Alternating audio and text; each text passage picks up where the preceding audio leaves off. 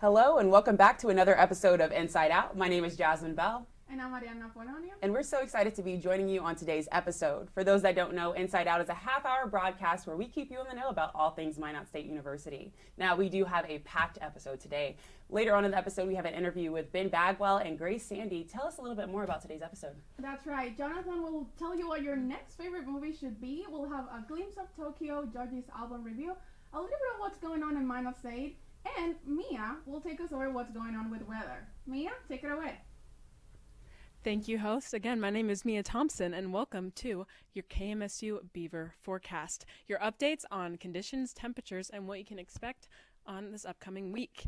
Now, starting with today, overall sunny skies, high of 46 and a low of 26. A great way to be ending this week and into our long weekend.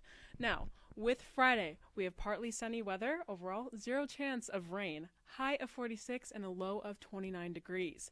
Over here with Saturday, we have also same partly sunny weather, zero chance of rain, high of 45 and a low of 29. Then coming over here to Sunday, we have overall cloudy skies, high of 38 and a low of 28, but no rain. Then over here with Monday, guys, we have a chance of rain, 45% with overall cloudy skies, low of 24 and a high of 38. And then Tuesday, guys, we're back with snow. We got a 60% chance of participation and a high of 32 and a low of 24. Beavers, with highs and lows like that, we can look forward to an overall decent long weekend. And that is the damn weather forecast. Now we're going to kick it over to this week's top 3 of the week, featuring yours truly and brought to you by Bears Cat Bakehouse. This week's top 3 of the week is Valentine's Day personas. Now, guys, if whether you're a lover or a loner, you can't escape February 14th. We never can. Starting off with number 3, we have, I already forgot. It's just a normal day type of people. Now, these people just carry on like any other day. You just sit there, say something, say nothing, post nothing, and you always end up at the gym at 9 p.m. Fighting your demons. Now, with number 2, we got the last-minute panic buyers. It's 6:30 p.m. Everything's sold out. No flowers, no plan, no nothing. So you scavenger to find the most random thing you can get, and you end up, your excuse is that it's not last minute, it's just original and different. Last one on the list is the situationship survivors. We all have been in those situationships before. Do I say something? Are we anything? Do we do anything? You just never know. And sadly, you're just staring at your phone, looking as if it's going to explode. Better luck next year, Beavers. And that is our top 3 of the week. Now, Beavers, I hope you all have a great long weekend with the holidays coming up, and stay warm out there. And now I'm going to kick it over to Jasmine with our first interview.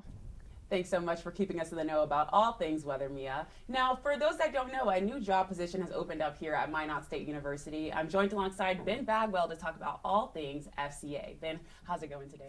Doing fantastic, Jasmine. Thanks for having me. Of course, we're excited to have you. Now, for those that don't know, who are you? I'm Ben Bagwell. I'm the new FCA representative here at Minot State.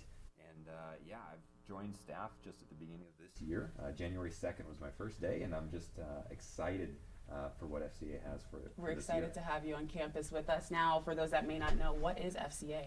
Sure, yeah. FCA stands for the Fellowship of Christian Athletes. And by the title, you can kind of guess what it's about. So we're a group that gets together with athletes on campus, really just looking at encouraging people in their faith and their walk with the Lord. That's beautiful. Now, for this organization and you coming on staff, what would you say and where would you say your drive comes from? Yeah, I honestly, it was a process. It was a real long process, but every step of the way, my drive really just came from knowledge that this is where God had me, and this is the encouragement every day from my family, those around me, but really those that knew that this was God's purpose for my life. And so I have a strong passion to see the athletes here encouraged and strengthened in their faith. That's beautiful. And so, of course, with you taking on this position, you must have had a plan in store. And so what's the plan for this year and upcoming years for FCA? Yeah, I think that's the really special thing about what FCA is about is our plan is to make it as student-led as possible and really hand it over to student leaders, others that want to see, to see God move and to see their own lives impacted by the truth of the gospel and the truth of the Bible. And so that looks like a bunch of different things. Here at Minot State, we're looking at developing a student leadership team and just really making sure that they're equipped to do what God calls them to do. That's amazing. And so for this plan, you must have a support staff. And so you kind of spoke on the student leaders. What's that process been like bringing them on? Oh, man. Well, the nice thing was, I mean, there was already pretty much a student leadership team that was established. FCA started a couple years ago, and it's kind of been a rolling group of students that have met, continued to plan, and continued to invite others to be a part of this. That's amazing. Our last question, for any student that may feel apprehensive about coming to an FCA event, what's some advice you would give to that student? I would say the biggest piece of advice that I can share is come try it. And we are a group that is not judgmental. We're a group that really is welcoming and open.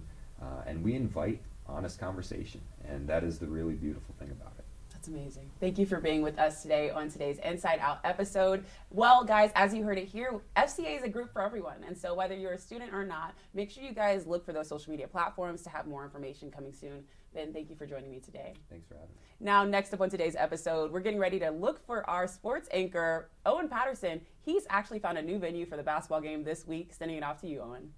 It's a new place, but the same game, guys. We're here in between games at the District 6 Girls Basketball Tournament at the Minot Auditorium. A great place to catch some hoops of any kind. But as we wait for action to resume here at the Odd, let's take a look at this week's Minot State Sports Update. To start, let's go all the way back to a week ago today. Bemidji State taking on Minot State. We kicked off a wild week of hoops for the Beavers. It was the visiting Beavers, though, from Bemidji that would catch fire from the field in the first half. Evan Apinga, not one but two big threes in the first quarter. Bemidji State would set the tone in the second half. Tyron Plash for Bemidji State. Look at this. Logo three from long distance. It's good. Bemidji State, they would lead for the most part, but Minot State needed to find a hero. It would be Maya Aguilar in the first half. Here, she gets Minot State's first bucket of the game in the lane, lose the defender, and score. Later on in the first quarter, Aguilar also hits Minot State's first three of the game, her patented shot from the wing. But in the second half, drama-filled fourth quarter, Bemidji State still with the lead. Minot State, can they get it for once? The momentum that is, you know the number to call. It's simply 1-2. Taryn Hamling with a three right there after a timeout. She's going to get the ball back in her hands, and you know it, but what you going to do about it? Hamling from the top of the key, quick step over to the left side. It's good. Minot State's first lead of the game comes with 5.5 minutes to go. They would go on to win against Bemidji and nearly upset the North's top team, Duluth, on Saturday. Speaking of that Saturday matchup, the Minot State men taking on UMD. This matchup right here, Cole Hansen against Deuce Benjamin was the one to watch. Here's the first jab from Hansen of Duluth, nice fadeaway, but Deuce had the answer on the very next possession. Bang, a three as Minot State and Duluth trade blows. This one would get physical. It would get intense. Here's a Nick Katona three for Minnesota Duluth. They were shooting on fire, over 70% in the second half. Derek Dissett, floater in the lane. Remember what we were saying about those guys, Hansen and Benjamin, going back and forth? Well, watch this move of the game. Could it be for Cole Hansen? Yes, it is, the steal and the score. Let's go to the last 10 seconds of the game. An and one by Jackson Knowles ties it, but here's how the game ended. Out the final 6 seconds. Deuce with 24. He's going to put up the three for the win. It's good! Mass chaos, Deuce! With 26 points, Deuce takes home Player of the Week honors. Here's what he had to say about the game winner. You know, going down my head, I knew I had to get the countdown, 4, 3, 2, 1. And I didn't want to give him a chance to go on the other end and score, so I knew that was going to be my time to shine. And that does it for this week's Minot State Sports Update. Guys, I got to send it back to you. We're about ready for round 2 of games here in the quarterfinals of the District 6 Girls Basketball Tournament from the Odd. Thanks, Owen, for keeping us in the know about all things Minot State sports. Now, guys, don't go anywhere. We're getting ready to come back after this break of thanking all of our amazing sponsors for today's episode. Sit tight, and we'll be right back.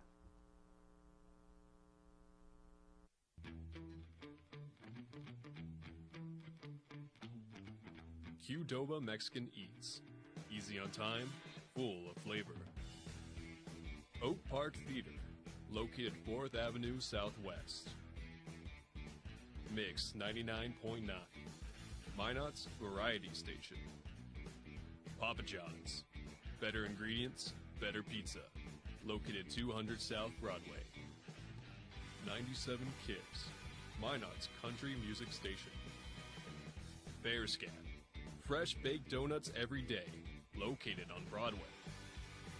Popeyes, where slow cooking meets Louisiana fast. 9:10 a.m. KCJB, Minot's news station. KRRZ, 1390 a.m. Minot's classic hits. SRT Communications, specializing in all of your phone, internet, cable, and security needs. Z94, today's hit music station. Nice Impressions, located in downtown Minot. Fiance, specializing in all of your prom and wedding needs. 105.3 FM, The Fox, Minot's rock station. Minot State University, be seen, be heard.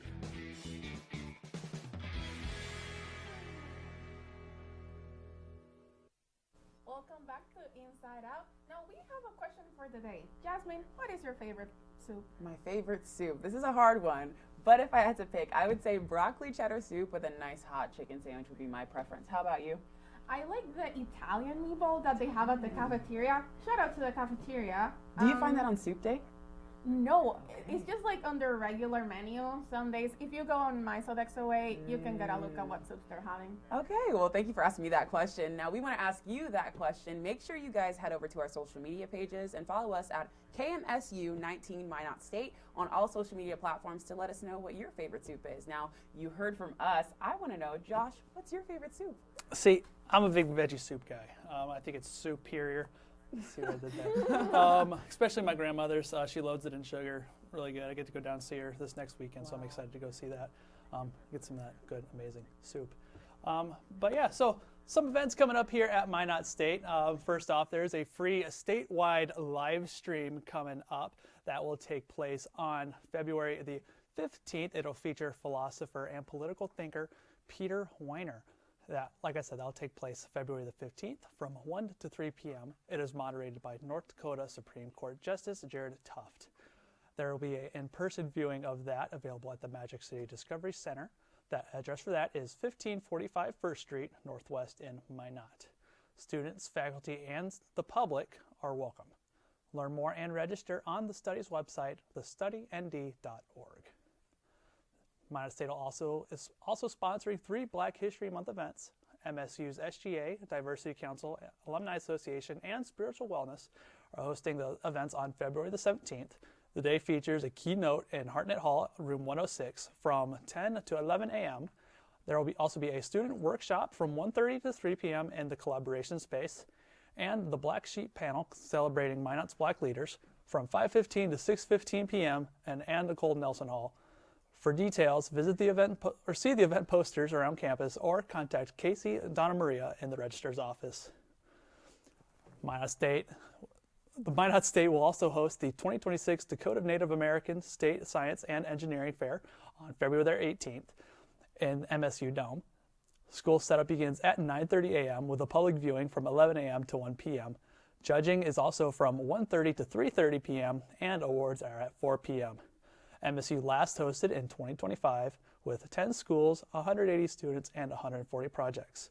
Volunteers are needed. February 19th, the QPR Suicide Prevention Training. The Minot State Health Clinic and Counselor Center invites faculty, staff, and students to the QPR Suicide Prevention Training sessions this spring. QPR stands for Question, Persuade, and Refer, is an evidence-based program that helps participants recognize warning signs and connect individuals to support.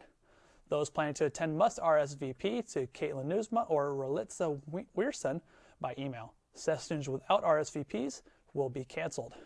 All trainings will be held in the Jones Room. And finally, MSU will be closed to observe President's Day on February the 16th. Also, the following day, the 17th, is Spring Assessment Day, so no classes prior to 4 p.m. So, Ariana, 4-day weekend. Got any big plans coming up? Well, not a lot. Of course, I'll enjoy the off time, but you know, we're still university students, so I have a lot of homework. Oh yeah, I mean, I do too. We got a bunch of I got a bunch of projects personally coming up, so good time to get all that stuff done. So. Yeah, but it is nice. Thank you, Josh. Absolutely. Now, you can stay posted for these states on the Minot States Instagram page. And speaking of social media, our guest today not only has experience working for the Minot Minotaurus, but she's also the social media assistant for the marketing team at MSU. I'm here with Grace Sandy. Grace, thank you for coming to the show. Thank you for having me. All right, so you work for the social media team. Our audience, if they are in tune with the Instagram page, they'll see you at some point on the videos. So I want to know, what is the thought process or like brainstorming process to come up with like any content for the university? I mean, we all just sit down and like go through all of the trends that are happening right now and what we can do to make people laugh and like really interact with Instagram. And usually I say I let my ADHD go, and that gets people to laugh a lot. So we try and just get people to laugh, smile, and interact with Instagram. Do you ever worry that the audience may not receive it as well? Because I feel like it's hard to relate with our generation nowadays. Yeah, I feel it's really nice that we're able to have people our age interacting with the Instagram, because we have a lot of trends that like a lot of people know. Yeah. Or we'll try and move some trends from TikTok, to Instagram, and a lot of people know those trends from TikTok. So now, before coming to Minot State, you did intern for the Minot Minotaurus. How was that experience? You did camera operation, and also you did social media. Yeah, I actually started with the Minotaurus when I was 17, and I was a senior or junior, and then into a senior in high school, and I got to take a gap year with the Toros, and got to travel and be kind of not their head social media person, but kind of a part of like the creating all of the media, and I got to help start their show, Toros All Access, and I got to help direct that and start that up with them. So, okay, well, you are a professional communication student, but it seems like you're already ahead of the game. So what do you plan to do with your degree? Like, do you have any ideas? Something comes to mind? My hope is to hopefully work in sports media of any kind, and if anything, specifically sports photography. I love sports photography. If you see me at Toros games, I'm usually off the sidelines with a camera during warm-ups, or even like at away games, I'll try and take my camera and I'll work with them and take some action shots for them. Are you doing any current like photography for Minot State? I just got off of working with the MSU football team to take pictures of their recruitments. Nice. So yeah, I just ended that with them. So. Okay, well, thank you, Grace. That's all the time that we have, but I'm really excited to see what else you would have for the Minot State. And of course, make sure you follow the social media so you can see more of the projects going on for the marketing team. And I feel like Grace is a great example that you don't need to finish your degree to start working on building up that resume and just doing activities as a professional communication student. So thank you, Grace, for coming. Thank you for having me. And next, we will have Georgie's album review by Sadie. Are you recording? Are you actually? That can be the intro.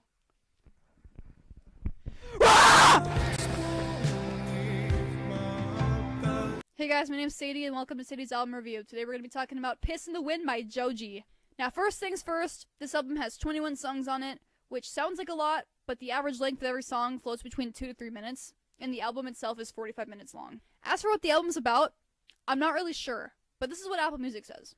Only one of these 21 tracks passes the 3-minute mark, making them feel like flickering alt-pop vignettes. Yet they're reliably poignant, with a low-key sense of experimentation also at play. Yeah, that pretty much sums it up. Anyway, here are the bops and nots.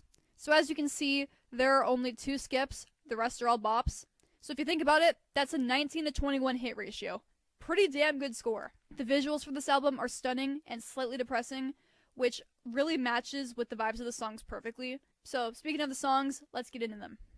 Pixelated Kisses, 8 out of 10, good but short. Cigarette, 8 out of 10, good, but I have nothing else to add. Last of a Dying Breed sounds like Gimme Love, which is my favorite Joji song of all time.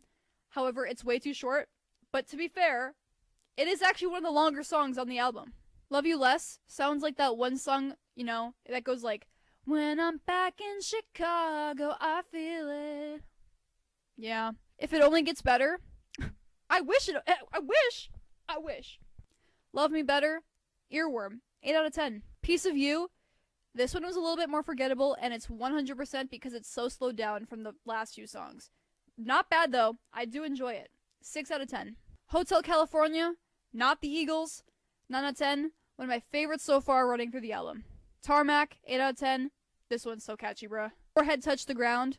I love the instrumental so much for this one. Past Won't Leave My Bed, 10 out of 10. This is one of the songs that came out last year to tease the album, and I do actually believe that this is the best song on the album. Here are the lyrics. I open my eyes. Her face lingers on the walls. She's stuck on rewind in my mind. I try to move on, but the past won't leave my bed. Real. Fade to Black, not Metallica, skip. Can't in the Club. Funny name for a song, honestly. It wasn't the vibe of the song. I thought it was going to be based on that name alone.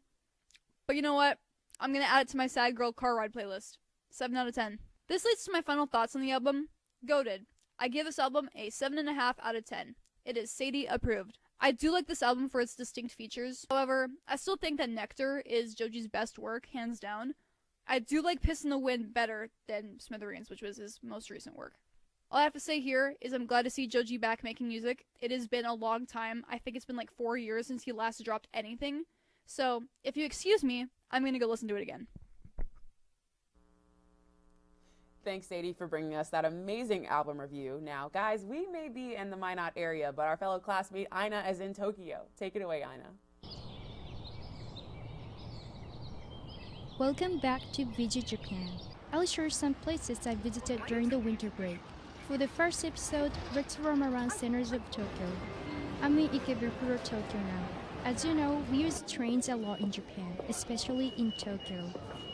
It can be confusing to transfer between different lines and stations, so I recommend doing some research before visiting Tokyo.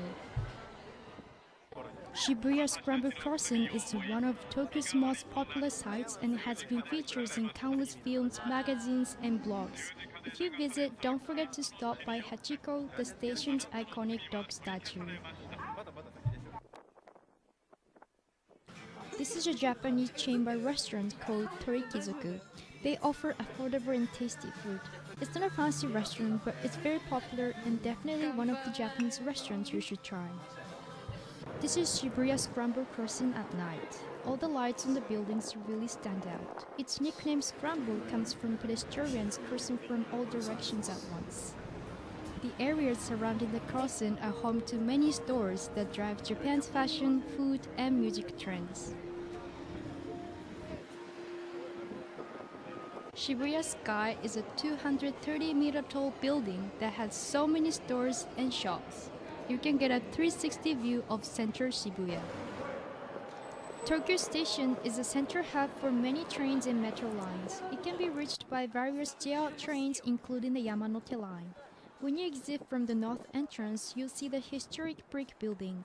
The iconic red white brick design of the original station was inspired by Amsterdam Central Station.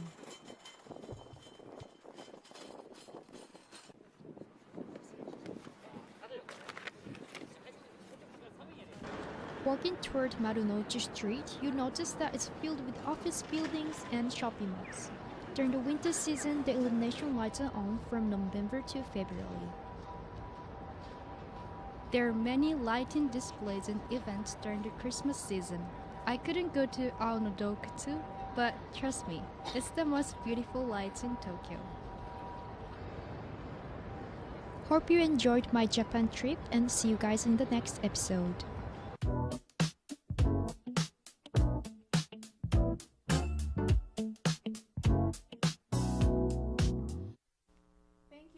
For that beautiful glimpse of Tokyo.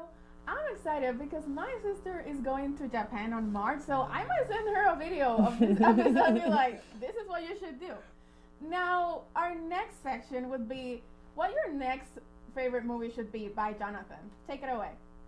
Last semester, my movie reviews were not that great.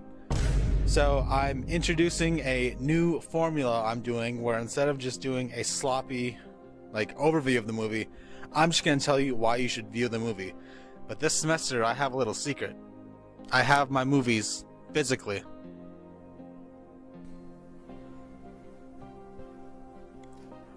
Boom. There they are. We have all of the physical movies I will try to be reviewing this year, including the one we have for today, VHS 2. Unironically, one of my favorite horror movies ever. It is a horror anthology, so let's just hop right into it. The VHS franchise holds a very special place in my heart because it is one of the first horror movies I ever watched by myself. So what makes VHS so special to me, the whole franchise, because, you know, VHS 2, there's obviously more than one, is that it is an anthology. And what an anthology is it's one overarching connecting story that binds a bunch of other stories together. So in the case of VHS, it's two private investigators looking for a lost man. And I don't know if I can say this word, so I might have to bleep it. They're looking for this man, and they find films. And what these films are is it's not like your normal murder or whatever. It's like extraterrestrial. It's paranormal. It's zombies even. And that's what's so special about the VHS franchise. It's some movies have themes like a space theme or like a strictly paranormal theme. But with VHS, there's a little something for everyone, and no movie exemplifies that better than 2. 2 has zombies, it has sci-fi, it has paranormal, it has it all. There's something for a little bit of everyone who enjoys horror. And the practical effects in these films are also just amazing. They're perfect. This might just be my bias and a little bit of nostalgia, but I cannot tell you how much I actually love this movie. A lot of the productions were fairly cheap. No, they didn't have a lot of the money to go around, so what they did was impressive. I could go on for days and days about how VHS 2 is such a good movie, but all I can tell you now is to watch it. You just have to watch it. It's perfect. It's something I love dearly. So please, please, for the life of you, go watch VHS 2. Thanks so much, Jonathan, for that amazing suggestion for movies we should and maybe shouldn't watch. What was your favorite part of today's episode? I really like Mia's top 3. Yes. I thought the part of the situationship was hilarious. Absolutely. I think it could relate to a lot of us here on campus. Please pick healthy relationships. Yes, please do. I'd have to say I liked the question of the day regarding soup. I agree. That was fun. Now, Josh's answer was a little interesting to me.